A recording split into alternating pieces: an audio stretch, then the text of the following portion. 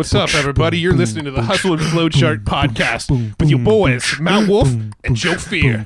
Check it. What is up, everybody? Welcome back to the Hustle and Flowchart podcast. My name is Matt Wolf. I'm here with my business partner, Joe Fear. Hey now. I was going to try to make it like Snoop Dogg business pizzle, but that just sounds bad. No. Yeah. Not doing that. Nope, not doing that one. All right. Anyway, so today we've got an awesome guest, and he's one of the OGs of internet marketing, the internet marketing world. He's actually the second person to ever do $1 million day in the internet marketing space. And it's crazy. It's still mind-blowing. And yeah, we take a little walk down memory lane and how that all happened. Yeah, and it's a great story. You're going to get a little bit of a history lesson on internet marketing in this episode. Today, our guest is the one and only Mike Filsaime. He's the founder of Webinar Jam, EverWebinar, Kartra, the soon-to-come GrooveCart, which is going to be like a Shopify competitor, but with a lot more features than Shopify built in. Lots of cool stuff that he's done over the years. A lot of people have probably heard his name. Most likely, if you're listening to this, you probably actually bought one of his products that he's been involved in at some point, because he's that prolific in the internet marketing world. Yeah, no, definitely.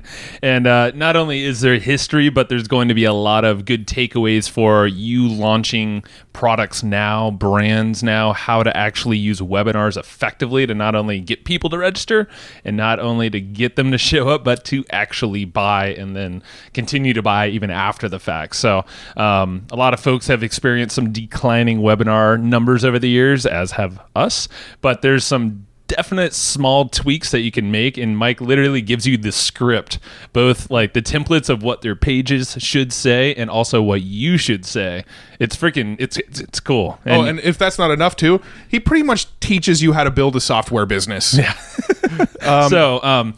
There's a lot we can go down. I'm not, because this is a longer episode, but don't let it deter you. It's amazing, it's fun, and it's definitely very actionable. But at the end of the day, I just wanted to reiterate to anyone that's new to the podcast that the point of these podcasts are to give you a different lens on how to look at not only your business but your life, to start thinking a little different than the norm, than what the system, quote unquote system, has like kind of led you to do, which is some of you might be in a job that's totally fine, but there's a different way. Some of you might be running this business that kind of overtook your life slowly and you didn't see it coming, but now you find yourself working late at night, not hanging out with the kids or the family as much.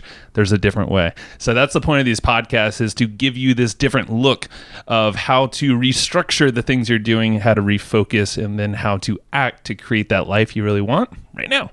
Yep. So simple as that. That's what we do at the Hustle and Flowchart podcast. And you can check more out at evergreenprofits.com and get in touch with us. Definitely. Let's go ahead and dive in with Mr. Mike Filsaime. Hey, Mike. How you doing, man? Doing great. Thanks for having me, fellas. Yeah, thanks for hopping on the show. And I think it's been you've been one of those guys who've been wanting to get on for a bit now. And just because I know conversations just go everywhere, but they're always fascinating. Yeah, that's right. So let's for the few that are even out there that don't know you, which is maybe a little bit out of the internet marketing space. Give us a little history, backflash of. Backflash, that's fire, huh? But flashback of butterfly marketing, all that stuff that you did when you first kind of came on scene there. Yeah, well, I spent 14 years in the car business. I started doing this in 2002 was when I bought my first domain. I got fortunate that I realized right away that building a list was better than selling a product. So what I started doing was taking some resale rights products, back in the early days. Those were some big things. And I created a squeeze page to, give the products away for free. And then I had an upsell that would upsell, 25 other resale rights products after they opted in. And if they bought or they didn't buy, I had them on my list, and then I could promote other offers and launch other products in the future. But where it went really cool was with butterfly marketing. I realized, what if I could make everybody an affiliate instantly as soon as they opted in on the squeeze page? And that was something that, we pioneered. This was before WordPress, before YouTube was even, an idea. This goes way back. But in 2003, 2004, and 2005, I started doing these, quote, butterfly sites where basically when you entered your name and email address, you also created a password. And I immediately created an affiliate account for you. And then after you bought the upsell or didn't buy it, I would basically tell you that, hey, we pay, 50%. And here's your link, and here's all your promotion tools. And if you bought the product, I'll pay you 100% commission or 75% commission or whatever it was.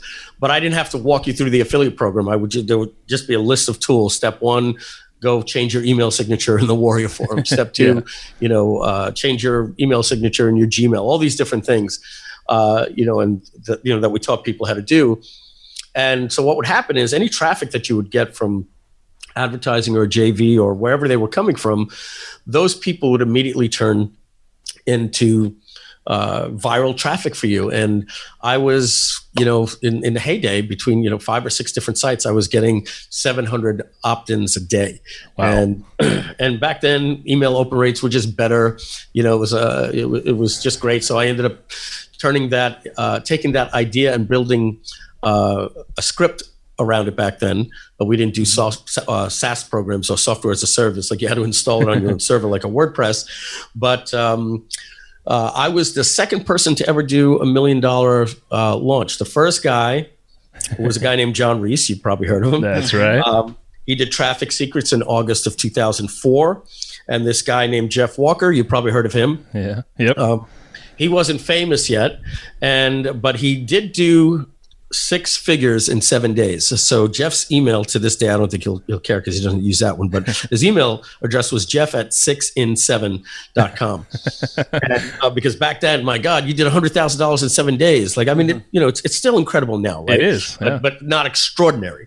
But back then that was extraordinary. You've done what people even online would dream about. And in the real world, they would do in a year. And Jeff did it in 7 days. So he consulted with John Reese about doing this. John was the first guy to go high ticket. I think the most money ever done in a day somebody had posted was like $54,000. So when John did $1 million, it was pretty big. And he wrote a report, and it was called One Man, 1 million, one product, one day, something like that. Yeah. And he gave a lot of credit to Jeff Walker.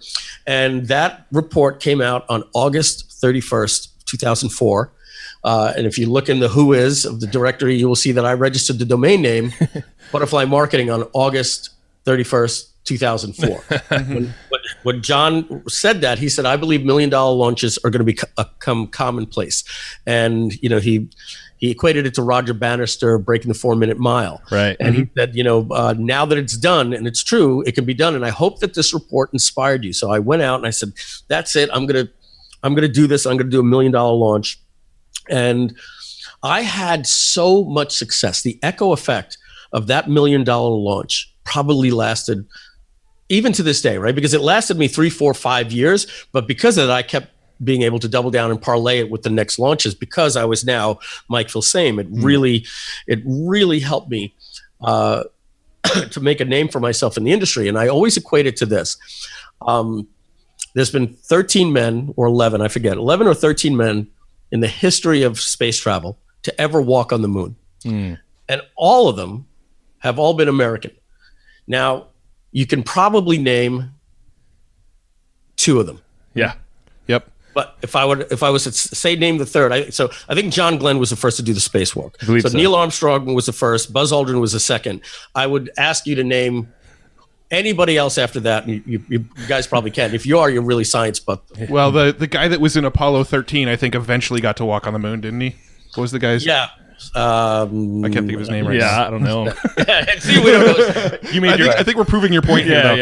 Yeah. And we saw the movie, and it's Tom Hanks. So what happened was John Reese was Neil Armstrong, and I was Buzz Aldrin, and then everybody else was everybody who's ever been to space and the space station and all those different things.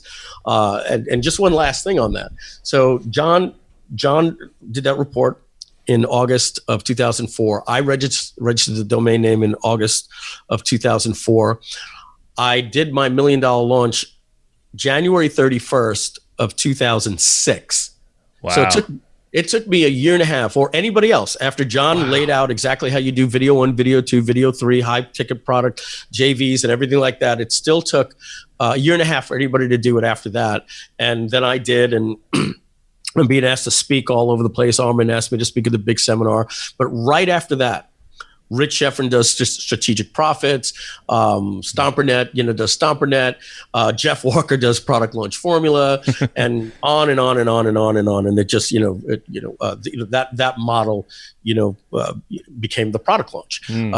But that's really what created for me. And from there, what it was a bunch of strategies around software. So I've always had a thing for software. I always thought that it has this extra done for you element that people want, and it increases the conversions and the intrinsic value of what people are buying over just information products. Yeah.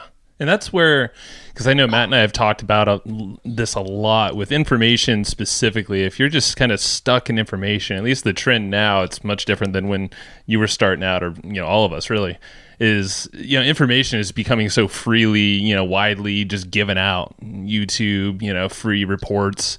You can't really command, a lot of money just for information alone. So you've always kind of been a step ahead with software, it seems like. Yeah. So here's a little known thing.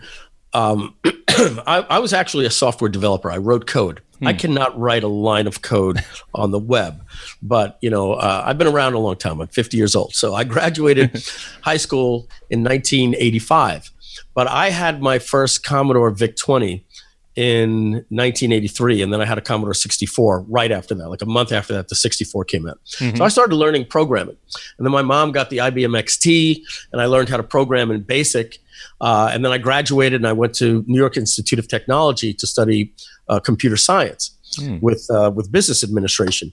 And I was writing programs. Actually, sold a program to Lottery Players magazine. My dad used to fall asleep trying to do his lottery tickets. There were 2 games for $1 back then, and he would spend $25. So he had 50 tickets that he had to check every Wednesday and every Thursday, and he'd fall asleep after the 4th one. Came on at 10:30 news. Yeah. So we always used to joke we could be millionaires, but he played the same numbers every week. So what we did is I put him onto a disc. And he'd put it in, and it would tell him, if he had 3 in the supplementary, or 4 or 5 or 6, and if we were millionaires and all that. And then I wrote it for all 50 states because they were all a little different, but pretty much the same formula. And I contacted Lottery Players magazine to put an ad in the paper. And the owner of it said, "What are you doing?" And computers were just brand new back then, and so he offered me $25,000 for the rights of it, and I sold it. And I think right there was when I realized, hey, you can make money with software. But I ended up leaving school, never graduated, and I went into the car business. So I was in the car business, always trying to get them to get onto computers for leasing, computerized inventory, computerized business development center, and I was the pioneer of the internet department and a computerized key system. So I learned a lot about sales, everything I know about marketing, or that at that time I was able to take online, but I wanted to always tie that back into software. Yeah. That's interesting. We've had quite a few people on our podcast too who seem to have a background in either car sales or real estate. It seems like just getting that sales background has been really big. We had James Franco on a couple months back, and James' story.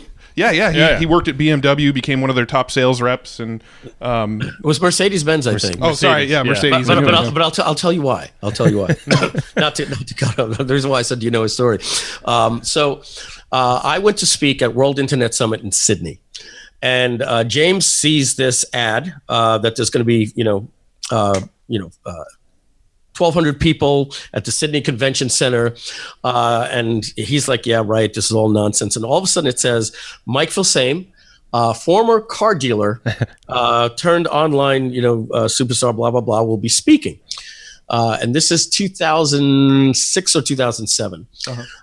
And I'm done speaking. I sell my coaching package, and there's this one tall guy, very nice guy. He's just waiting for everybody to leave, and finally, when he's done in his beautiful Australian accent, he says, "Mike, you were in the car business?"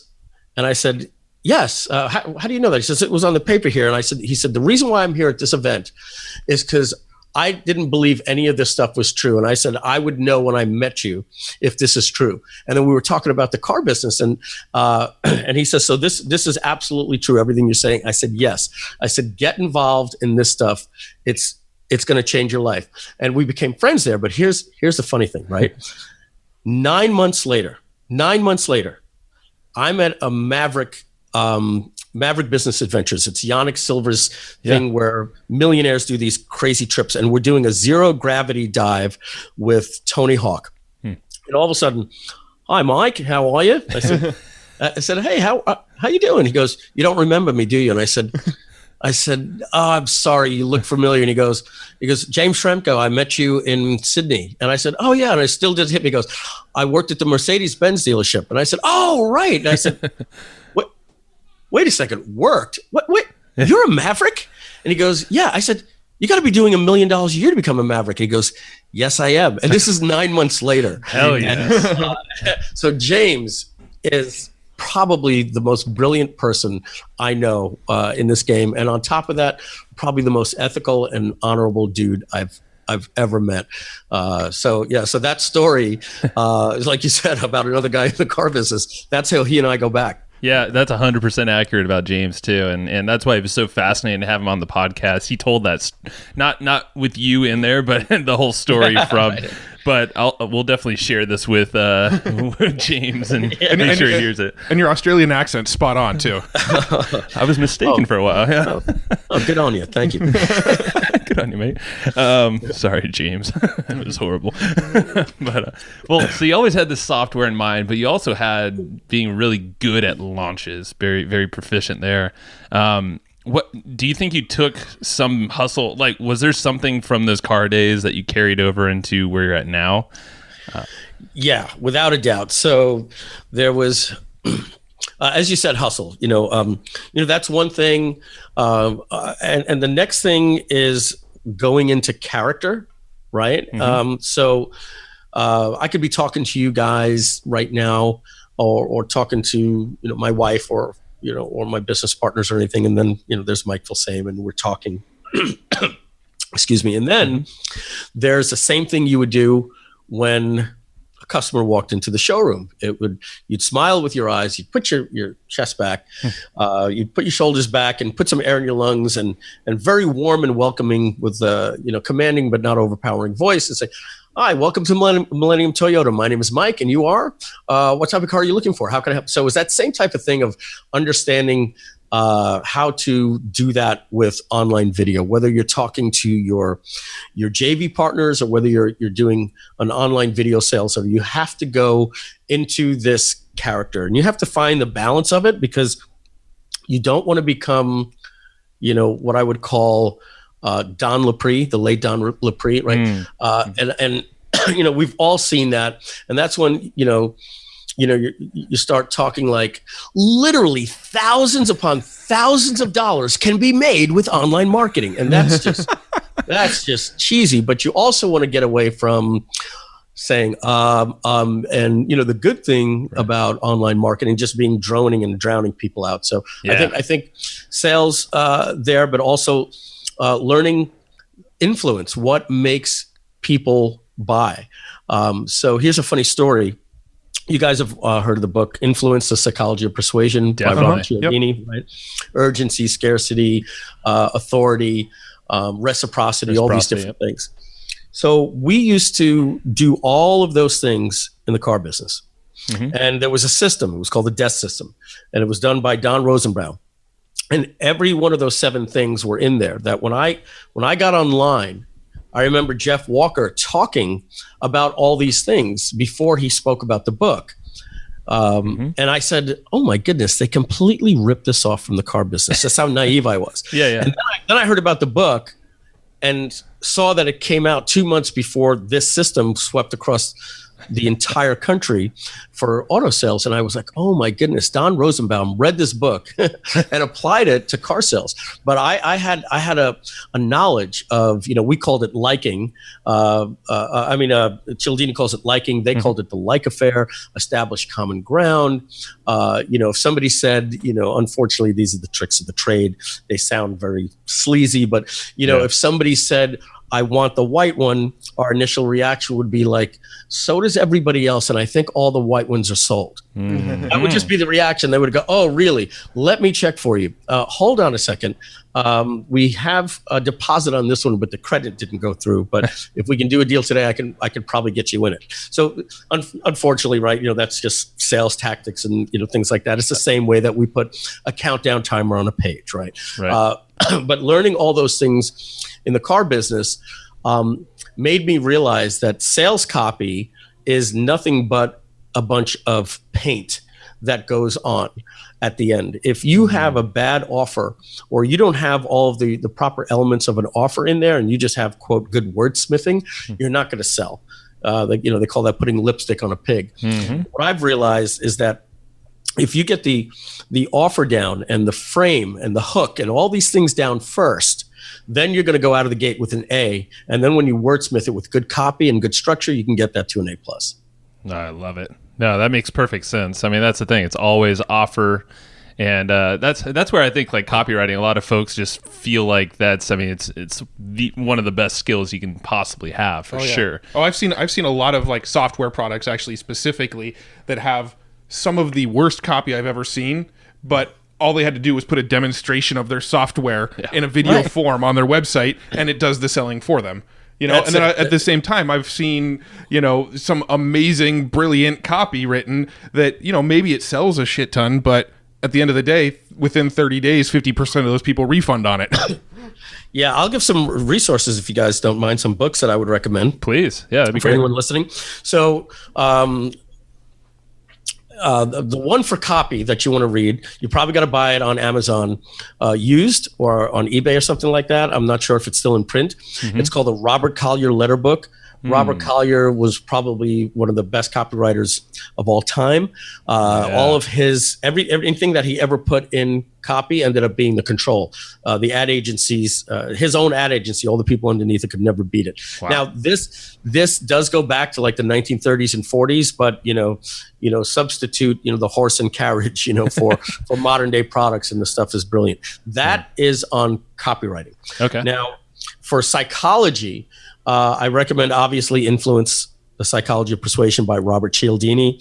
I recommend two books by Dan Ariely. One is called Predictably Irrational, and the second one is called Yes. And then the final book, just a masterpiece of a book, is called Triggers by Joe Sugarman.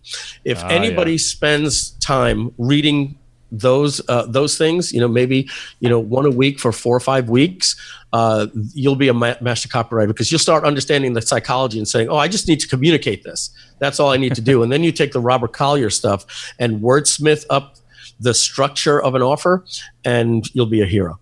Oh man, that's amazing. I'm going to go back and I think there's a couple of those. No, I got to get them all. Well, I've got Robert Collier's letter book, and I've got Influence. So I think those are the only two I have. Oh, yeah. You're 75% of the way there. Yeah. So basically, Triggers by Joe Sugarman is it's Influence by Cialdini, broken down a little bit better into about 14 or 15 different what he calls triggers.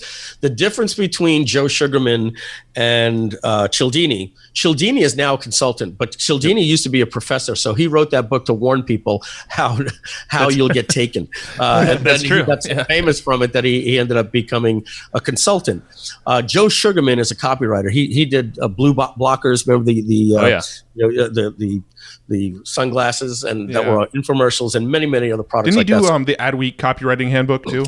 Yes, exactly. Yeah. If you go to Amazon and look up Joe Sugarman, while you're there, I'd pick up all the other stuff that he's done. Yeah. He's brilliant man, old man, but brilliant.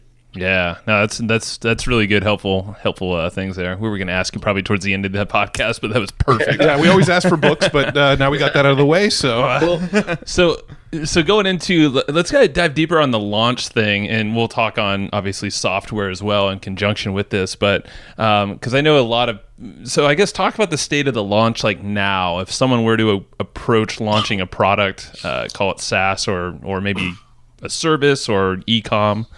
What are some principles they should go by? Well, the first thing to understand is that the launch industry and the whole mentality around launches has changed. People hate them. And what I mean by that is not the customers. If the launch is done right, it's going to be successful. Getting JV partners is more and more and more and more difficult, because from 2006 to 2011, the launch was the business model for digital marketers, right? You would go out and do a launch, and you put it on a calendar, and you were expected to have a good product and good conversions and all that stuff for your affiliates. And but assuming you did all those things right, the JV partners would line up. Something happened in 2011, 2012, and then more each year, and that's simply Facebook.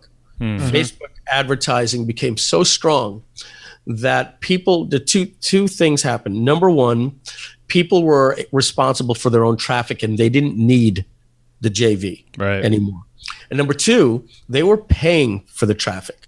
They were paying $4 to $5 to get an email, and they didn't want to just give it up to you anymore. And what we would call the launch game, you would do a launch a year, maybe two, but that also meant that you had 26 JV partners that you had to reciprocate for. So they would mail twice a year. And you were hammering your list every single week. And people don't want to do that anymore as much. But there's good news to that. Since people aren't launching as much anymore, it's almost gone out of favor.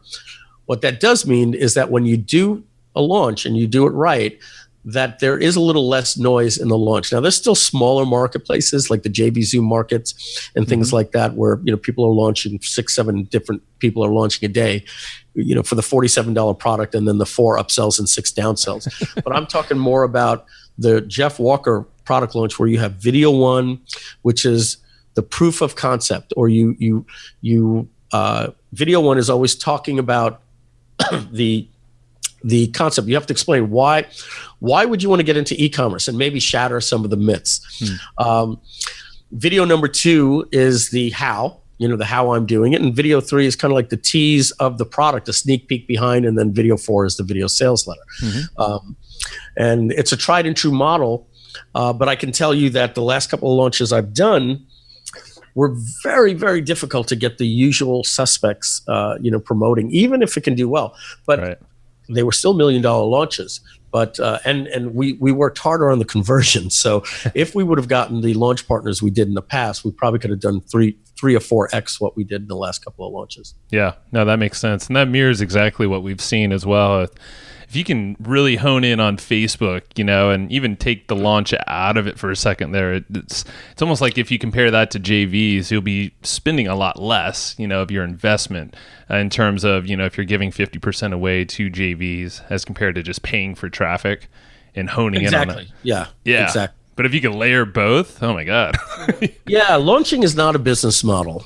Not a business model for making money. The most important thing about a launch that I've learned is that you launch a brand. So the biggest mistake I see with people, they come out with their $997 product, an info product, and they launch, and just so that they can have scarcity and urgency, they close the launch down and then say coming soon for 9 months. That's not a business. I always think that's so ridiculous when I see that. Yeah. So what we did, starting with Webinar Jam, back in December 2013, January 2014, when that launched, we launched something called the grand opening.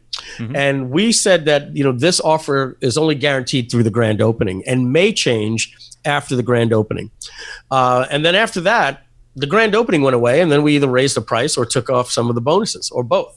But why lose all that traffic? Why lose a brand? I mean, imagine how silly that would have been. But sold out for 9 months. Well, yeah, and I mean, with like Facebook ads and Google Display Network ads and things like that, you are building a giant pixel as well. Might as well grab all that pixel traffic and retarget the heck out of them as well. Absolutely. Yeah. So today I look at launching a launch for exactly what it is. It's like it's to launch a brand so that you get people talking about it. Right. When you and I last saw each other in person, we were at a high level mastermind, the speakeasy event in San Diego. but the launch was for Kartra was just going on at that point, and it created the conversation where people were talking, and then other people hear, oh, how is it? I got to check that out. Right. And that's what you want to do. That's what a launch does, as opposed to trying to get the customers one by one with Facebook. You want to get everybody in that industry talking about it if you can. Yeah, no, I love it. And then I know you mentioned what previously is you can totally get evangelists or affiliates talking about it in Facebook groups, for instance, that's still highly engaged on Facebook. Luckily, not paid. I call that getting into the conversation. Yeah. As we were talking before we got on the podcast, that if the people in the Reddits and the subreddits and the Facebook groups that have these incredible niches around your product, and there's an 800-pound gorilla, for instance, GoToWebinar, right? Mm-hmm. And everybody's saying, hey, do you know where I can get good landing pages for GoToWebinar? Should I use ClickFunnels or lead pages, right? That might have been a pretty popular thing that would have been in a Facebook group. Mm-hmm. If we could get into the conversation where people are like, that's why I use Webinar Jam. It has templates built in, and then everybody that's part of that group starts seeing that. And when they start seeing it over and over, I just made the switch. That social proof is so powerful. And that doesn't happen unless you have a good launch that gets people talking about it. Yeah. No, and that's so powerful. And that's the thing that's where we see now is, you can drive traffic, you have all the retargeting, all of that stuff, but really what you're doing is you're building that brand. And then if you can convert folks, I don't know if you're still doing the butterfly marketing approach with getting them to become affiliates immediately, or at least get evangelists.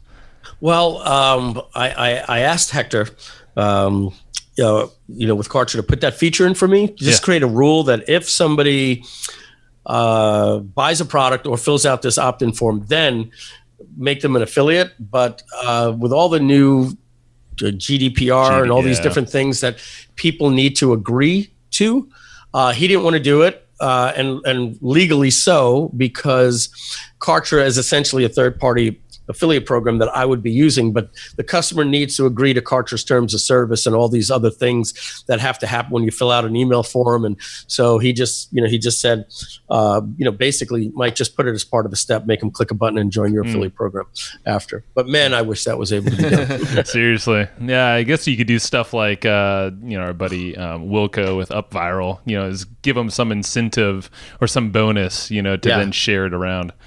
Wilco, that's another genius marketer, man. He thinks outside the box. Yeah, we've had him on the podcast, and our minds were pretty blown, too, on the whole software stuff. If he's been on your podcast, that's two right there. I'm going to have to go download James and Wilco. Of course, and probably everybody else you have on. You have some good people. He's one of the most popular ones. There's a reason for it. For sure. So I know with Kartra, well, I mean, so just keep it on the vein of like launching now, you guys had a $1 trial. So obviously that's going to catch some attention immediately. Well, we did two things with Kartra that was pretty interesting. Number one, for the launch, we had a separate affiliate program than the standard 30% that's there now. Right. What I wanted to convey, and just for the record, a little asterisk, I'm the co-founder of Kartra, Webinar Jam, and EverWebinar, but I'm no longer affiliated with them. I sold the company to my partners, Hector and Andy. Mm-hmm. In fact, Frank Kern is now owner of that company with them. Yep. And I was hired as a consultant for the launch because I had sold it a while back.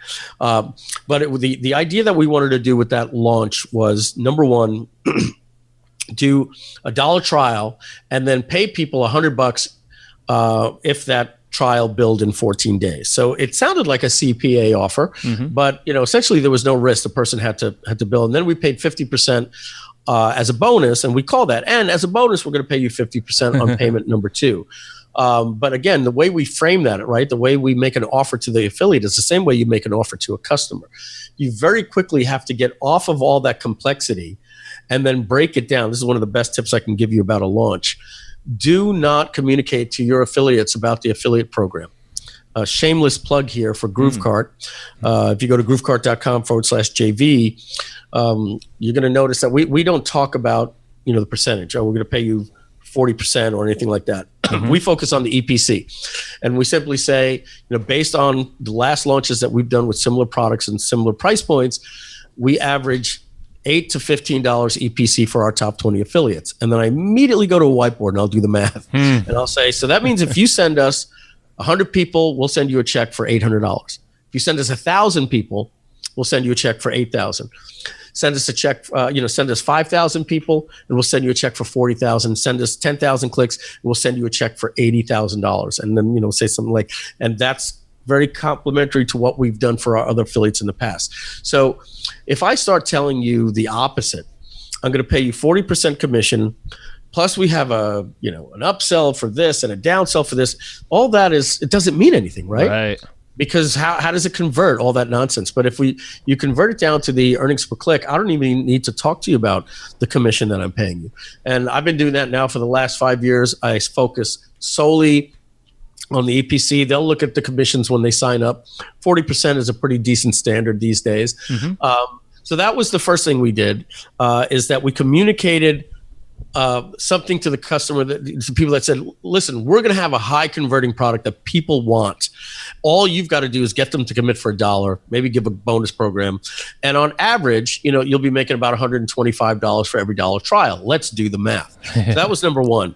The second thing that we did revolutionary, and I got to give credit to Frank Kern on this one. This was just absolutely brilliant. But I recommend anybody steal it if they're doing video 1, video 2, and video 3. Yeah. Let me give you guys an example before I actually give you the tip. Sure. So do you guys play any games, Xbox, PlayStation? It's been a while, but we do when we find time. Yeah. Okay, I'll give you an example. Call of Duty, right? You can pre-order the game right now, right? And it comes out in October. What the hell does that mean? Right? It means you pay for it and you don't get it yet. Yeah. I don't know if you guys use like iTunes to rent or buy movies like on your Apple TV. Sure. It's the same thing. Like you'll see the Avengers pre-order. All that means is you're spending your money now and you get it when everybody else gets it and you could have ordered it then. Like you're really not getting anything extra for pre-order. Right. But sometimes you do, like with the games, they give you free maps. So that's what we wanted to do. Typically with a product launch, you have video 1 for 4 days, video 2 for 3 or 4 days, video 3 for 3 or 4 days. You're getting all this traffic, but the people can't buy, and you got to hope that they come around when the video sales letter opens up, on the 12th day. Right. So what Frank did is he said, let's put request invite without explaining anything. And right underneath, we're talking about this new software platform. They kind of get it. They see request invite. Everybody wants to get something like that. And immediately after they requested an invite, they got an email with a countdown timer in the email. Kartra does that. And something that basically said, hey, we may, after we open the launch, these bonuses may go fast. Whenever you have urgency or scarcity, you always need to do a reason why, right? And it could be as silly as the guy in Slapchop, and you need to order now because we can't do this all day. You just close that loop. Buy now because we can't do this all day, which is true. Oh, I love that. Right? Yeah. So what we did is I think we said something along the lines of, look, we have every anticipation of keeping the launch open for 7 to 10 days, but we may have overwhelming response because of the $1 trial. That we want to be able to service all of our customers. We have a certain amount of customers we're anticipating for the launch. If it comes out better than we anticipated, we may close the launch sooner. That could even happen in the first day or the first hour. So if you want to jump the line, you have 4 hours to guarantee yourself a spot. Click here and they go to a page and they actually saw the video sales letter that they'd have to wait 14 days for. And there was a countdown timer that said 4 hours. And after that, the page redirected and said, sorry, you're too late. You'll have to wait till, the launch opens. So we were making sales right from pre-launch video 1, 2, and 3. I think if you take the internal and the JV launch, I think we did about 35% of our sales during pre-launch. Oh my God. That's freaking brilliant. And it just, I think the conversion rate doubled what it was during the launch because there was a countdown timer there for 4 hours every day. Right. However, the overall conversion, that was the conversion if they saw the video. The overall conversion was a little bit less because we were only getting about a third of the people to request the invite. So we didn't get everybody to see the video sales center, but it still ended up working incredibly. Yeah. And we have used for one of our businesses, the beer one with Brad, Kartra, and we did a launch. It was just a little mini launch, and we were freaking blown away with features like that in Kartra, and like the countdown timer was just one of the smallest ones, but just the tracking, we're like, holy moly. Oh yeah, I mean, just just speaking on Kartra for a second. Yeah. Just like it's crazy because like there's very few platforms where you get like that sort of granular tracking across everything you're doing. Everything from the video to the page, you can put a tag. I got to tell you, even for me, right? The more I use it, the more I fall in love with it. I'm just, every time you go in, it's always thinking ahead for you, and you're like, oh wow, oh look at that, that's great. Yeah, let me make sure to add that. It's just makes life easy for all marketers. Yeah, no, it works, and I know it's still fresh, so it's only going to get better. Yeah, but exactly. But yeah, no, I mean the launch model. I just love the fact that if you put, I think, an ounce of effort into launches these days, like you said, not everyone's doing it. People are probably scared. They just don't know how to approach it now. And they don't know the Facebook, the branding side, how you can back it up and really. Well, it's almost kind of like email and direct mail, right? Like at one point, everybody was like, "Oh shit! All I got in my mail today is junk mail," and nobody really wanted to check their actual real life mailbox. And then when they got that little "you got mail," like people loved getting email. And then over time it shifted until people were like, oh, I'm really, really sick of getting email. And now all of a sudden people get excited when they actually get something real in the mail. And so once again, there's like this new sort of revolution where direct mail works like crazy again because nobody's doing it. Yeah, exactly. It's, what comes around goes around. I remember, I'll just give you an example.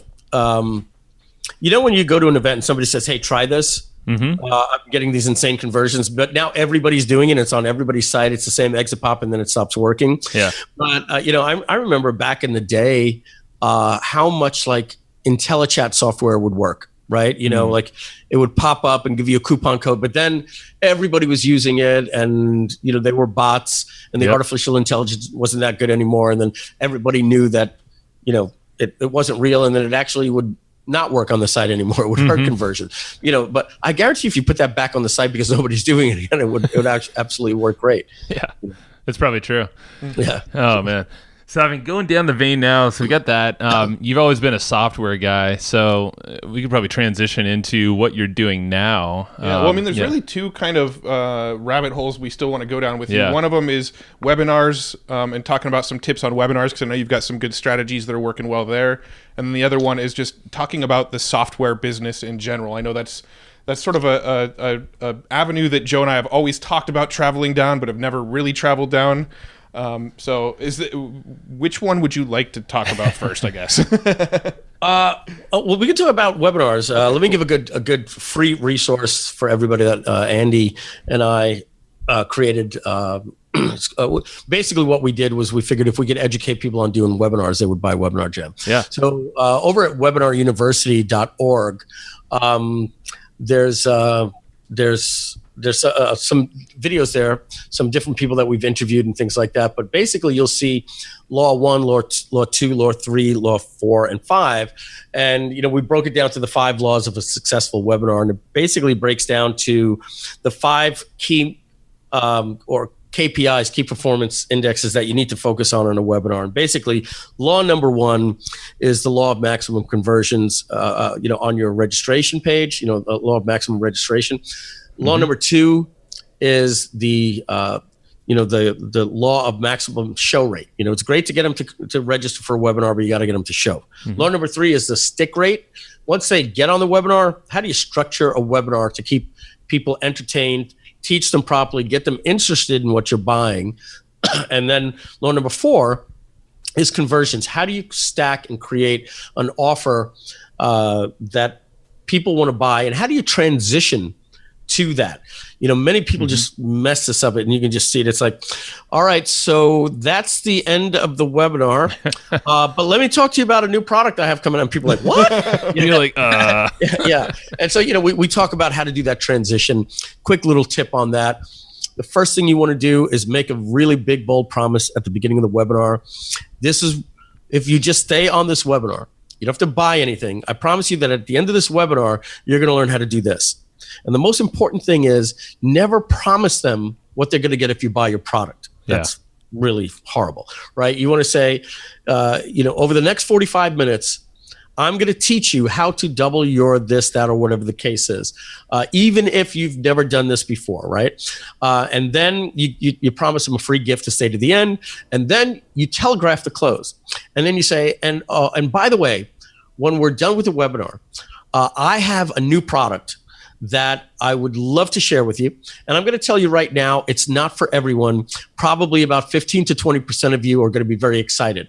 But I would love to share it with you, but I'm only going to do that with your permission. So I have to live up to this promise that I'm going to show you how to double XYZ. And at the end of the webinar, when I'm done, I'm going to ask you, write in the chat, did I live up to that promise, and would you like to see the offer? And if you say no, then I'm going to be very embarrassed that I didn't give you guys good content. So I'm going to be working really hard to give you good content.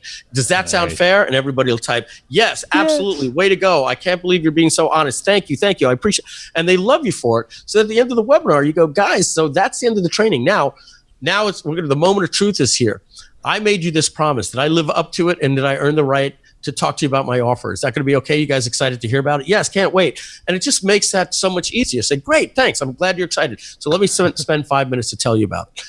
So in these different videos, we cover all those types of tactics. So, everything in there is, free to learn. Each video is about 10 or 15 minutes. So it's really good stuff. I think everybody will appreciate that. And then law number 5, which we didn't cover, is what we call the law of the echo. Most people end their webinar, and then they get off the call, kind of like we will at the end of this say, hey, how do you think it went? Yeah, I'll render down the video, and if you don't mind sending a replay, and then get about another 15% sales.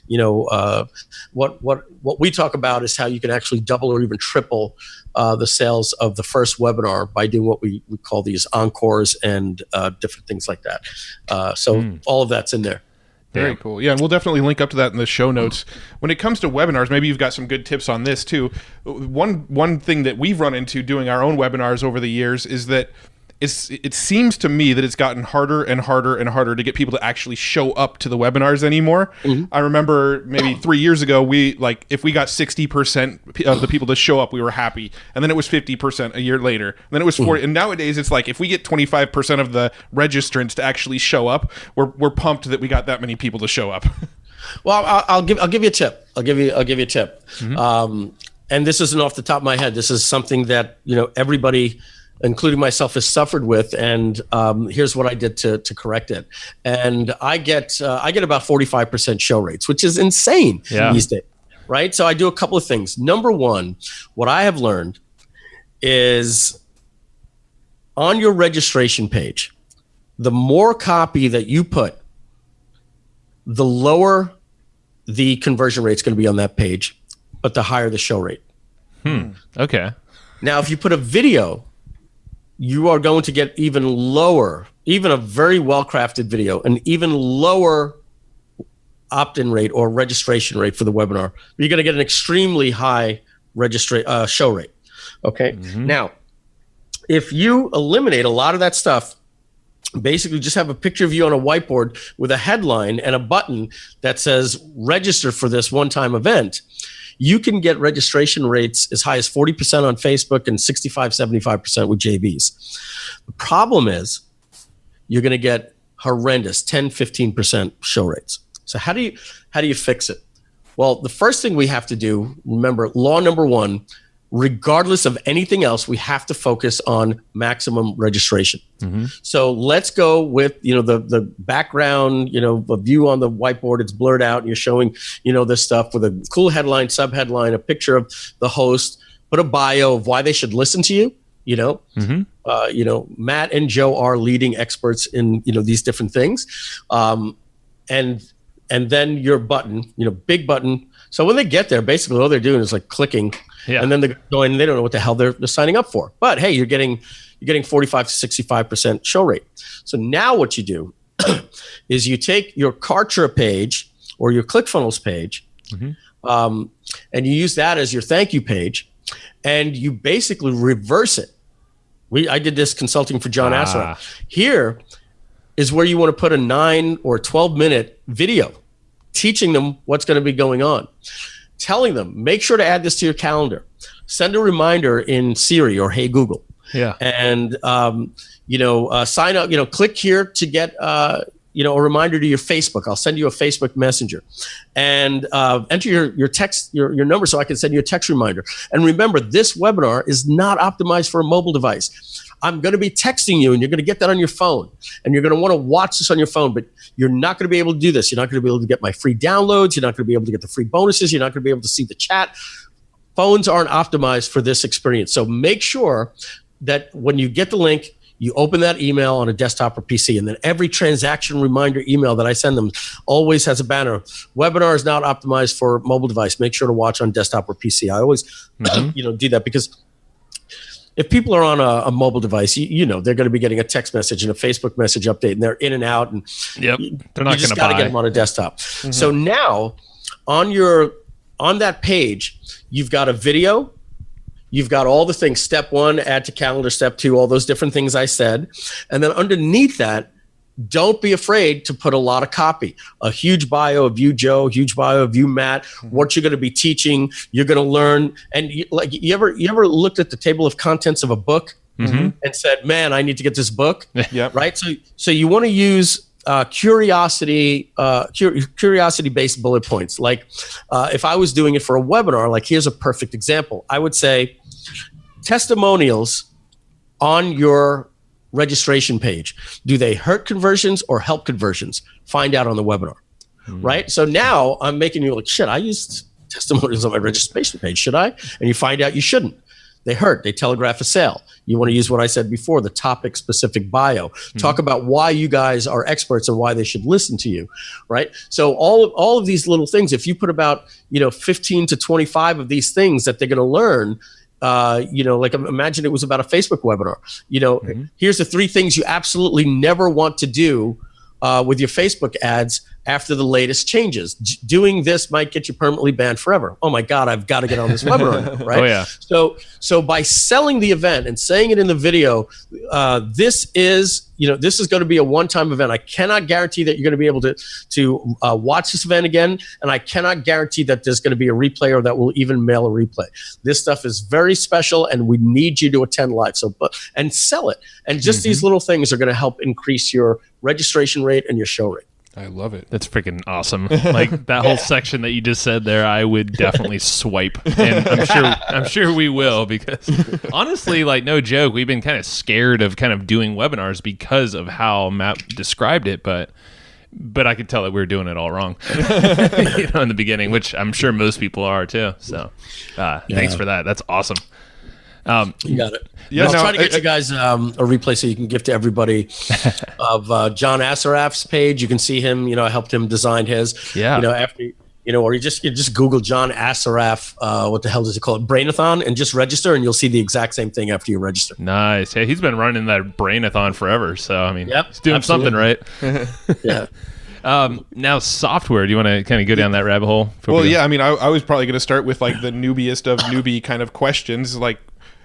So Joe and I, we've talked about SaaS. That's kind of a world that we're actually good at marketing SaaS products as affiliates, but we've never actually developed our own SaaS.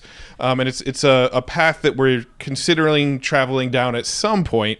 Now, what advice would you give? Like just the very basics, what advice would you give to somebody who's considering building a SaaS? Well, first one is the 4 quadrants, and I forget who said it. I apologize. But there's 4 quadrants. If you basically make a box and put a plus sign in them. Quadrant number 1 is competent.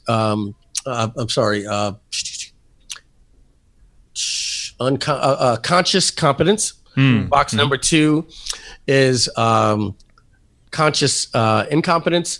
Box number 3 is unconscious incompetence, and all four of those variations. I'm a little tired, guys. I apologize. But basically, one is competent, the other one is incompetent, and the other one is conscious and incompetence. Those four variations. Got it. So you never want to be doing anything where you're not developing software where you have competent conscious competence, meaning you're aware of every little trick that needs to be done. Basically, nobody knows this part of the industry better than you. The last one, of course, is unconscious incompetence. There are things that you don't even know that you would need to develop. Like if I asked you, to go build something for NASA, you'd be like, first of all, I don't know anything about NASA, and if I study, there's still things I've never learned. Yeah. Right. If you see an opportunity and you don't fit in that first box of conscious competence, then get away from it. Just because it's a great market. I hear that all the time. How many times have you guys heard, friends, relatives, or someone say, "Hey, what would be a great app?" Way too many. and we've all suffered from that, right? Yeah. But unless you have an understanding, like when we created Kartra or Webinar Jam, we created something that we wanted to use, and we understood webinars. We used it in our business, right? We didn't just see it as a market that we could exploit. Even developing Kartra to go after Infusionsoft was a massive task, but we knew exactly what we wanted, and we've developed software, and we kind of knew if we were going to bite off more than we can chew. So that would be the first thing that I would tell you. But the next thing I would tell you is good news. If you know what something is supposed to do, the next thing is you just hire a developer that has played in that market before, and just get started with it. Get with one developer. You can usually get to beta in 9 months to a year. Okay. And then you build from there, and then from there, if you do it right, it's game over. Yeah. And don't ever think anything is too small of an idea. Take a look at Use Proof, Use FOMO. You guys familiar with those, right? Yeah. Yep. I mean, those prices, what you pay. I think you paid for 10,000 views or something, which any good marketer is going to need, is like $99 a month. Yeah, it's ridiculous. Just to put a pop-up on the site. That's more than the cost of Kartra. Yeah, which gives you everything. Right? Josh and I, Bartlett, we've had this conversation multiple times about how there's tools like that essentially really should just be features of a bigger tool, but people have built a whole SaaS around them. Yeah, I mean, look at Intercom. They started out as this this little chat for support, but they built they built an incredible company around it. They went out and got money, and they've turned it into something that'll probably compete with Zendesk, right? So you could always grow from there. Yeah. Other companies that have exploded just recently, right? ManyChat, right? Yep. Now, I love the guys at ManyChat. I'm very, very good friends with Travis Stevenson over at Chatmatic. I think that ManyChat is a Coke, as I was telling you guys before the call. Yeah. I always think whenever there's a Coca-Cola in the marketplace, there's always room for a Pepsi. And if you remember, who was the Coca-Cola with page builders? It was Lead Pages. Lead Pages, for sure. Right? Yeah. And Russell became the Pepsi, or the bigger brand. Yeah. Right? And before that, it was Optimized Press. And everybody said, oh, you can never take them on. They control the whole market. Don't be afraid of doing that. You can first compete by price and some unique selling features that the competition doesn't have. You look at Chatmatic. I wouldn't go develop it because I don't know. I have unconscious, incompetence there. There are things that I don't even know that's needed. But if somebody knows, in other words, you're using the software. If you find yourself going to the help desk of a software, number one, that means you're using the software and you have a deep understanding of it. And if you're constantly going to the help desk of the software and you're begging them for features, you just got an idea for a software platform. I love that. Stop giving them the ideas and develop it yourself, because you know what the software needs and you know the features that it's missing. Yeah, no, I love that. I love that thinking. Now, what's your thought on softwares that sort of play on the back of existing platforms? So, for example, you mentioned ManyChat and Chatmatic. Obviously, those wouldn't exist if it wasn't for Facebook, and it seems like if Facebook wanted to, they could shut those down tomorrow, right? There was a 2-month period where Facebook all of a sudden decided, you know what, we're not going to let anybody have chatbots anymore.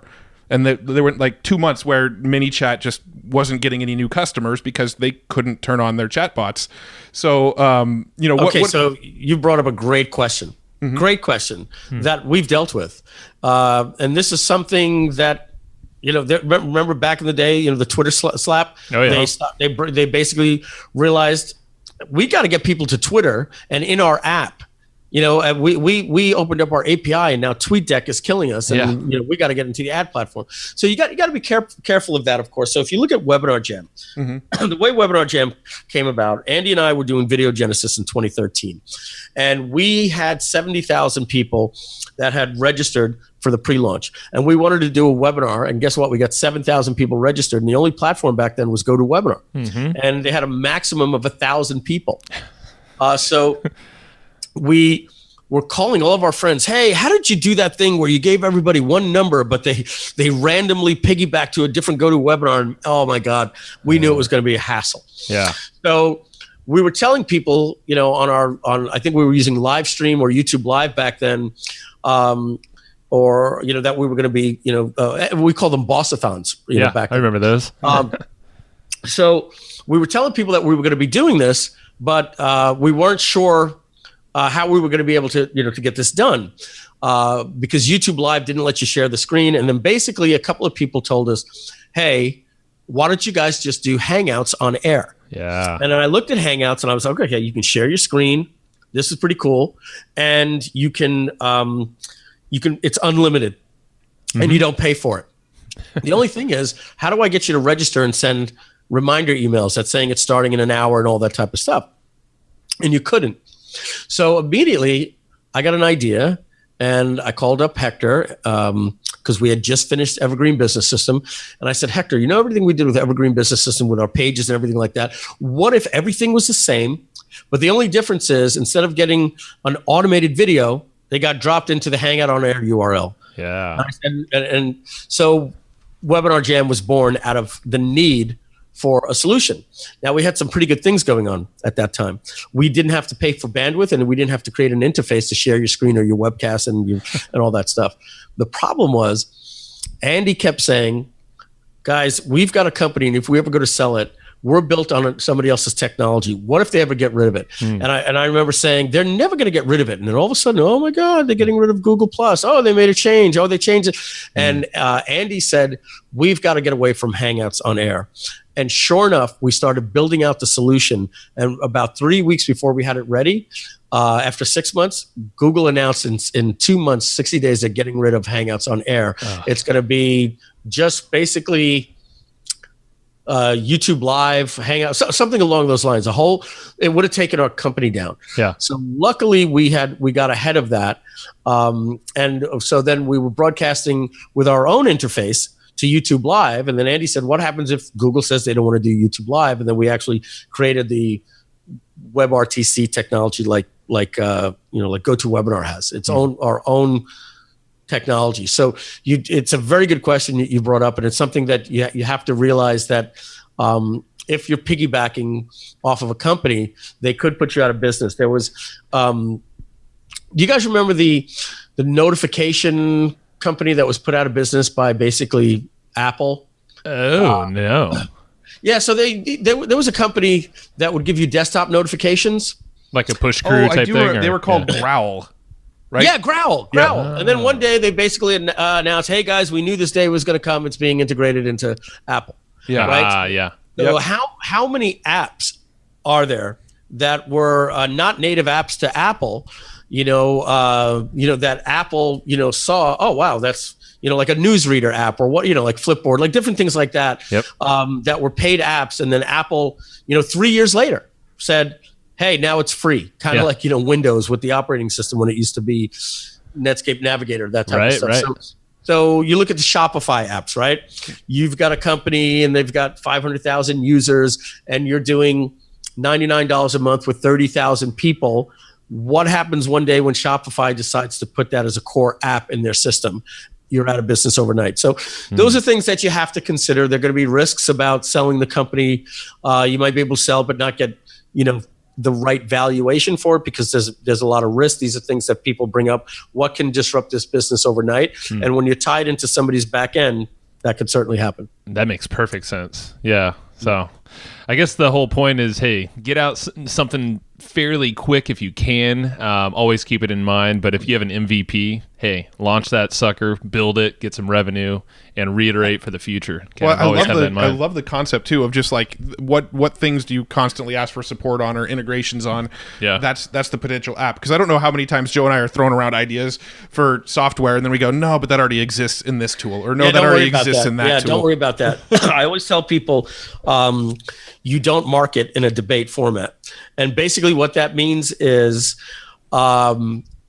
you're not a Republican and a Democrat at the podium when people are trying to buy your product. Right. If we're Kartra, we don't have Infusionsoft say, can I just add something to that? Right. Yeah. So all you've got to do is do what you guys know how to do already, and that's just, and everybody listening, go put ads on Facebook, YouTube, Google, do some SEO on your blog, get JV partners, whatever it is, social media, and get the click. Because your competition, they may not even know about it. And if you have those unique features anyway, they're going to buy from you. You'll never get a rebuttal on your sales page by your competition. Yeah. Now I know this is kind of a weird question, but how do you feel about the relationship factor when it comes to like developing software that maybe somebody you already have a good relationship with, like, has already developed like a competing software? For example, like, let's say like Russell Brunson was good buddies with Clay Collins, and then he went and built ClickFunnels, just as an example. Does the relational element play a factor at all in what you decide to develop? Don't worry about it. Don't worry about it at all. And I mean it. So let me give you some examples, right? We have Kartra pages. We had Clay Collins on our Genesis Labs episode, right? We promoted ClickFunnels, and we were the #1 affiliate for ClickFunnels for the first year. With the agreement, Russell, my good buddy, and Russell and I talk every week. We said to Russell, he knew all about Kartra. We said, hey, Russell, if we promote ClickFunnels, are you going to come out with like a shopping cart, and an affiliate thing or anything like that? And he said, no, it's just a page builder. And we put, I think we made $250,000 in commissions. So next thing you know, he threw Stripe integration. Right, it's kind of, but then, he threw the affiliate backpack on top of it, and then he did the Actionetics, and it became a CRM. Yeah. And I called him, and he said to me, like he should, Mike, I've got customers that are asking for a solution, and I'm a businessman. I gotta give it to them. And then here's the thing, like we started developing Kartra. If you guys remember Deal Guardian, yeah. Oh, yeah. Okay, so Deal Guardian was going to be called Deal Guardian Enterprise. Because we changed our business model. We never even launched it. After we created it, and we used it to launch Video Genesis, and people like Wilco, other people used it to sign up and sell their products. We immediately said, let's go after the a market where we can charge people $99 a month and create all these other products with it. And then as that development was going on, Deal Guardian ended up becoming popular. I wouldn't say popular, but people were mailing their affiliates, and we had thousands of users using it. That little site, guys, was making over $2 million a year for us, just in transaction fees, just to tell you what software platforms can do. So we said to ourselves, you know what? We can't launch this as Deal Guardian because people have a preconceived notion that, what Deal Guardian is. We can't just say Deal Guardian Enterprise, and people are going to be like, yeah, isn't that the JVZoo competitor? So we said we're going to rebrand it as Kartra, and we bought this beautiful domain. I think it's a great name. And it actually became something completely different. There's really no memory or skeleton to Deal Guardian there. But Russell had seen the demos of Kartra and everything like that. And I remember when somebody posted into the ClickFunnels user group, somebody said, hey, Russell, how do you feel that your good buddies, Mike Filsaime and Andy Jenkins, saw that you had something successful and ripped you off? And in my head, I'm like, do people really think we started building Deal Guardian in 2011? We launched in 2018. Do people think that you can just say, oh, I'm going to go do that in 4 months and do something like Flip that? A switch. And Russell said the perfect thing. Hey, I welcome the competition. It's good for everybody. So nice. Guys, you guys are, friends with Josh Bartlett, right? Yep. Kartra has a video component to it. We more compete with Wistia, but obviously you couldn't get Josh to promote. Onyx and Gal couldn't promote. He always does because he has SendLane. We had a CRM. Well, I couldn't get Russell to promote. obviously, because he had a page builder. So did we. Yep. Couldn't get Omar Martin to promote because he was contracted with JV Zoo. We couldn't get Brendan Bouchard to promote because he's owns shares in Kajabi. We couldn't get Evan Pagan to promote. He owns shares in Entreport. You know, remember I told you all these different people we couldn't get to promote because as you went down the line, it was all a conflict of interest. But none of them, you know, we even called Kajabi and had a phone call with them because they have a membership site platform. And they were like, hey, you guys did a really, really good job. And we're like, yeah, we focus more here. You focus more there. Let's integrate. And then we added Kajabi into Kartra, even though we already had membership. So that's awesome. So, you know, we always had an abundant mentality. You know, we're going to meet everybody at the top of the mountain. Rising tide raises all boats, all that type of stuff. So I wouldn't worry about that at all. I love it. No, I mean, that's the mentality that we have. We're always there to support our buddies. And like you said, it's a business and we're all in it together anyway. And that's the beautiful thing with software is you can integrate. You know, if you talk to each other, I mean, you're only going to help the other guy with the integration. Oh, yeah. I think one of the best marketing tools with software is that you go after other softwares to integrate with, because that's one of the ways that people discover softwares is I'll be in the back end of like Lead Pages or something, right? And I'll see the list of all the autoresponders they integrate with, and I'll be like, oh, I've never heard of that one, and I go look into it. Oh, I got to tell you, and that's like luckily, like the guys at Use Proof, like they reached out to us. Hey, we saw what you did. Like in the olden days, I got to tell you, like we would reach out to GoToWebinar or Infusionsoft and say, hey, can we integrate, EverWebinar, because they had Stealth, right? At Infusionsoft, and can we integrate EverWebinar, Webinar Gem, and everybody is like, we only do integrations when we get an overwhelming of support from the customers. So we would go to our Facebook group and our customers base and tell them, hey, go blow up their help desk, right? Because they're not going to do an integration unless you can prove. And then after you create the brand, man, they start reaching. Everybody wants to put a little, and I got to tell you, like the feeling for me to be able to go to websites, new different companies that come out, and I see integrates with Webinar Jam, EverWebinar, and things like that. To me, that's where you've created that brand. Like they want to tell their customers that they work with leading software. That's amazing. No, that's the best way to do it. I'm just being careful on time here because I know we're going over already. But let's talk about GrooveCart, since you're working on that now. That's kind of a big focus, and I think it's addressing a lot of what we're talking about here. We can kind of wrap up conversation with this. So guys, thank you, and I appreciate that, and I know. So I'll keep this quick. So I want to tie this back into me having no right to be in this market, right? So, and I mean that humbly. I've never sold an e-commerce tchotchke in my life. I've sold physical products. I've had my print monthly newsletters, and I've delivered CDs through Kanaki and things like that, right? But merch, right? Merchandise, things like that I've never gotten into. Yeah. So I don't know the way that market works. But when I sold my company, I said, okay, well, what are you going to do? You're going to compete with ClickFunnels? No. You're going to compete with Kartra? I had a 2-year non-compete. That's over. But no, I know what it took to build that. I friggin' love that software. I'll never create anything better than Kartra. It took 7 years to build. Yeah. And the best team in the world. And if it takes me 7, where are they going to be? Right. I just think they did that right. Exactly. So the page builder's done, the digital marketing to sell for affiliates, the video, the membership site platform, everything is done. And then, like I said, you've got the Chatmatics and all these different things. I wanted to create something big, but I wanted to find, Webinar Jam. I'm not going to compete with them. EverWebinar, all these different things. I said, Webinar Jam was the Pepsi to go to webinar. And I said, what is the Coca-Cola in the marketplace that doesn't have a Pepsi? And I looked, and it was e-commerce. It was Shopify. Yeah. You look at Ezra Firestone. What is he doing? Ezra's created Zipify off of Shopify apps. Lots of people doing apps. And then you've got WooCommerce, what I would call a lot of Dr. Peppers. Right, you got WooCommerce and Etsy and maybe WordPress things, but when you type in Shopify verse, maybe Magento shows up, but it's Shopify. Yeah. So, and then I looked at the marketplace, and it was so big. I think the stats are in 2017, $2.4 trillion in sales in e-commerce, and it's expected to be $3 trillion this year and $5 trillion by 2022. They're valued at over $1.2 billion. They have 500,000 customers, et cetera, et cetera, et cetera.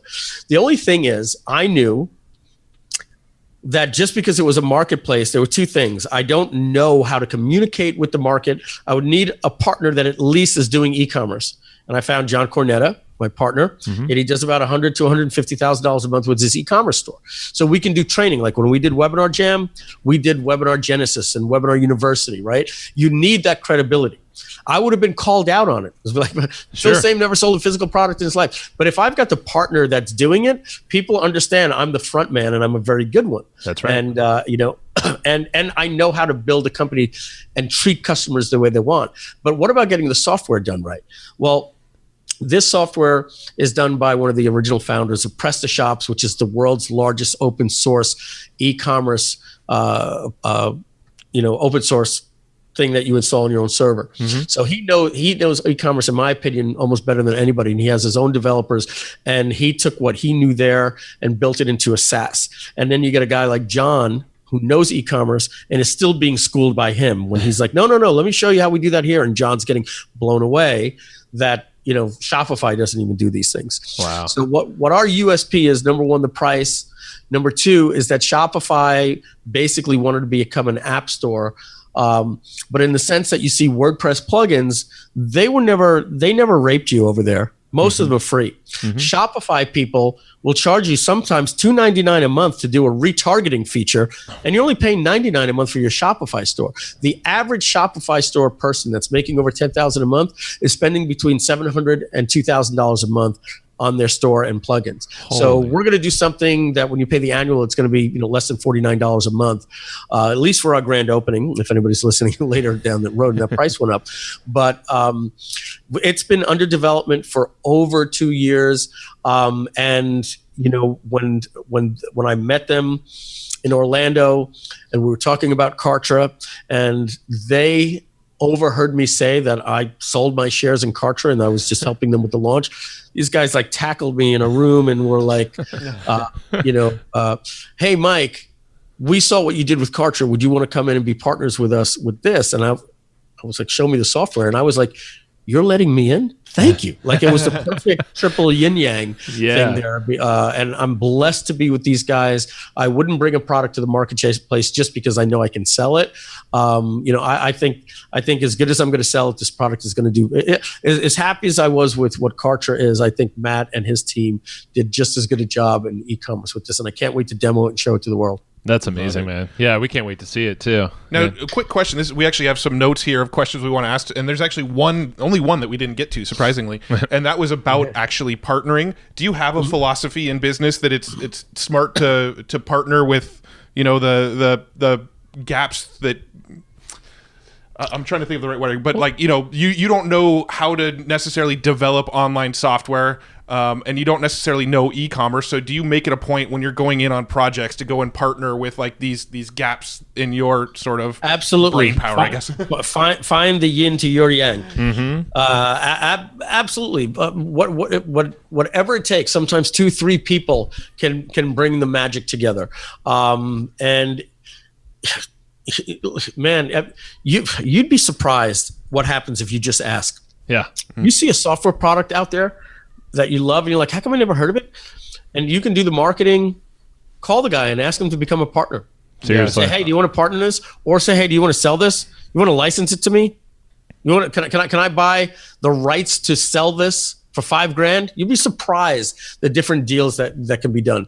I would recommend keeping that person on and partnering with them because they can see the development. And but I would definitely look into those opportunities. So then, real quick, what would be your philosophy on if you found a really good developer that can get what you need built? Would you prefer to go and partner with that developer and actually have them be an equity holder in the company, or would you prefer to just go hire them and have them develop the software, just have them be staff? That's a fantastic question. It really is. I would make that decision after I see the guy code. Yeah. And if you see talent, right? You pick the guy up in a Laravel forum or something like that, and and I don't mean this the wrong way. And what I mean by he communicates good is that his English is good, because that guy might be in Romania or the Ukraine or India or something along those lines. And I'm not saying to do demo videos. I'm saying that He just gets what you're saying, or she gets what you're saying. If you start communicating well with people and they don't mind working the hours that it takes to work with you, and they've got it all. And what I mean, they got it all. They understand CSS and user interface and user experience. And they've been in this industry, and they say to you, this is something they've always wanted to develop, but they don't. When they know it that well, and then they tell you they've got 2 other guys that want to come along later, lock them up. Tell them, look, don't take any more jobs. I can't pay you anymore, but I'm going to give you X% of the business. And that might be 5, 10, 15%. You want to be stringy with how much you give away. It's a little bit easy to just start giving away and giving away and giving away and giving away. But, start at 10%, 10% owner in a company. Yeah. And man, that person, they're not going to work for you anymore. They're going to work for themselves. They're going to work 18 hours a day, 7 days a week. I love it, man. I mean, that's exactly it. And I love the fact that you said, hey, go look for, there's so many distressed assets out there. That's right. Exactly. And yeah, we're just like, okay, flip that house. How about flip that software, And exactly. I mean, really. And we have the marketing talents. I mean, it'd be a no-brainer to just start doing that. Love it. Find some gaps. Yeah. And let me just give you the last thing on why software is so easy to be made these days. With GitHub, Laravel forums, code. There's another software like pairing company my wife just used. I forget the name of it now, where they basically source the perfect coder for you. Oh yeah. There's a few of those. Yeah, but like places like Code Canyon, CodePen.io, Laravel forums, and Laravel, you always want to have somebody develop on Laravel. That's what I would do. It's a framework for PHP because it forces them to write a certain way. And if they ever have to leave the project, you can go get anybody else to come on board and they'll think they wrote the code. That's why you want to do something like that. You never want a coder with his own framework. Then you get the thing of like, well, let me get a new coder, and that guy's going to be like, this is shit. You might as well let me rewrite it from scratch. What? 3 years development here. Oh, I can get it done in 30 days. Like bullshit. Never listen to any of that. Yeah. So, but those things I just mentioned, CodePen, Code Canyon, GitHub, CodeIgniter forums, there is so much stuff out there where you want to pull something that does a date and time script, or, basically all code is written already, everything. Stripe has written all of the e-commerce for you, and you get a good developer that understands this and he works with frameworks. You could go, he could go to Theme Forest and download an admin panel, and you could have the shell of a gorgeous looking company that you're going to be like, I can't believe this is done. And then the other 20% is what takes 80% of the time. That's all the little ninja features that you want to get done. But getting the skeleton of a site up with login, lost password, all that stuff is just done by drag and drop code that's already been written. Yeah. Love it, man. Now this is blown our minds a little bit, because this is a world that we've wanted to travel down, and we've often thought it was too hard, or that we didn't want to burn bridges with other people that have similar software, or the software that we wanted to do already existed, so what's the point? Things like that. But I think you sort of like shattered all of those sort of limiting beliefs around software. So just awesome stuff. Yeah. Oh, I appreciate it. Yeah, I wouldn't worry too much about that. In fact, Deal Guardian was originally Deal Hacker. I don't know if you remember that name, but that was a project. I do, because I bought dealhacker.net when I heard about that. Yeah. Because originally I think Josh Bartlett was involved in some way, and he told me the name was going to be Deal Hacker, so I was like, ooh, the .net's available. Yeah. There you go. And Josh, is a software developer. Yep. He was tied up a little bit too much in Odello, and we couldn't get the project off the ground. And I had just finished Evergreen Business System with Hector, and I asked Josh very politely, hey, would it be okay if I move the project over to somebody else that's ready to go with it? And he was like, yeah, I apologize, I'm really busy. I said, no, don't. But like even that, Josh, a good friend, he wasn't upset that we had an idea that we were going to work on together, that I went with somebody else, and that ended up becoming Kartra. I mean, just look at how it's a blessing that Josh was even a part of that conversation, that it led to that. And then we did a test on the name, and everybody said that's the worst name ever, and we changed it to Deal Guardian. Yeah. Oh, I love it. No, this is just it's amazing to hear the history, but then to know, okay, yeah, there's all these connecting pieces, and I mean, it's a cool space. It's always fun. There's always something new we can expand on. Absolutely. So to wrap it up, you already named a bunch of books, so I appreciate that. We won't rehash that. But what's the best place for people to go find more about you? Obviously, we got Groovecart too. Yeah, in fact, I got to put it on the front of that page I'm going to give you. So they can go to MikeFilsaime.com. I'm sure they're seeing somewhere in the podcast how to spell my name. Yep. And they could learn all about Kartra, Webinar Jam, EverWebinar, my affiliate programs, my webinar product called Webinar Control if they want more advanced stuff than what we share at Webinar University. And of course, groovecart.com, which I'll be putting at MikeFilsaime.com as well. Sweet. Awesome.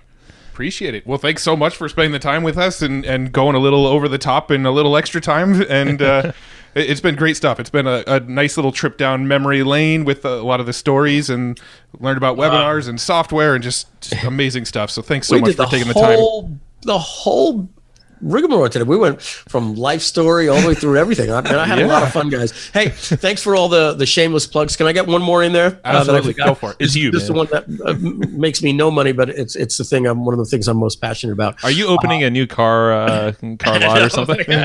Hey, come to Nobody Down. Oh God. $99 a month. I'd love to see you guys on there as well. The Marketers Cruise, just go to marketerscruise.com. We take a vacation with 400 to 450 entrepreneurs and their family every January. This year, or this coming January 2019, we're going to be setting sail out of Long Beach, California, doing the Mexican Riviera, Acapulco, and Cabo, and all that good stuff. I think it's a 7-day cruise. We don't mark it up. It's Carnival's prices. I think it starts at like $1,100. All your meals, everything are included, and you get to take a vacation with a lot of really cool people. So thanks for letting me get that one in. Yeah, man. I've neglected not going on one of those things, but I've only heard amazing stories. So damn it, this next year I'm making this happen because I love cruising. Man, I'm telling you. So I know we're running long, so I'll make this in 30 seconds. Yeah. When you go to an event and you meet so many people and you get back and you're exhausted, right? And you have a bunch of business cards and you're like, oh man, I've lost so much time from work. I don't even know that I can even call these people. But the people that you do connect with, you're either missing a speaker or you're talking outside the room and somebody's coming up and saying, hey guys, can you get back in the room? The next speaker's starting. You're like, hey, can I get your business card? And you don't really make relationships. You make these tiny connections. Right. Mm-hmm. On the cruise, we don't have any speakers. There's no selling in the back of the room. We have these sessions from 10 to 1, the days that we're at sea.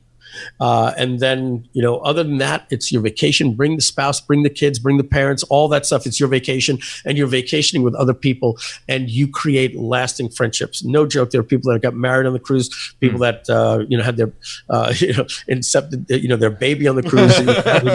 Nate Anderson, that's what he had told us. And I can't tell you, you take a look at guys like Alan Cutts and Chip Cooper. They met on the cruise, and they have a multi-million-dollar company. There's dozens of those things where people meet connections on the cruise that John Cornetta, my current partner, we met on the Marketers Cruise, and that's when we became friends. He's been doing it for 7 years. So the things that you trace back to when you can be at a beach for 4 or 5 hours talking with somebody and their wife and their kids. You create connections that you don't do at an event. And I always say, you work hard. You're entitled to a vacation. You're going to take a vacation. Why not take it with, other like-minded people? So, that's right, man. Business is not there for you to slave over. It serves you. Right. So there it is, man. Marketers Cruise. No, it's amazing. And I'm looking it up. So I'm going to get my wife on board. Hey, Matt, you're going. Damn it. All right, Mike. Good times with you. Thanks. Appreciate it. Bye-bye, everyone. Bye. All right. Thank you. And I hope you just enjoyed this episode you just listened to. Now, right now, before we sign off, I have a few things I would love for you to do. So the very first thing is to go find our guest on Facebook and tell them that you loved their episode with us. That's going to help them just feel good about themselves, but also it's going to spread the word a little bit more for us. So go find them on Facebook. Everybody's on Facebook, and go say that you love their episode and maybe one cool thing that you learned there. The second thing is to go to iTunes and subscribe to our podcast. Just look up Hustle and Flowchart and hit the subscribe button. And the very last thing, the third thing, is to leave us a review on iTunes or wherever you're listening to this podcast and help us spread the word more. That's how more people are going to get this awesome knowledge, this cool podcast training, and a whole bunch of other cool free training that we give out at evergreenprofits.com. So that's about it. Go find them on Facebook, go subscribe on iTunes, and leave us a review. You would be amazing if you did that, but you're always amazing. So thanks for listening, and we'll catch you in the next episode.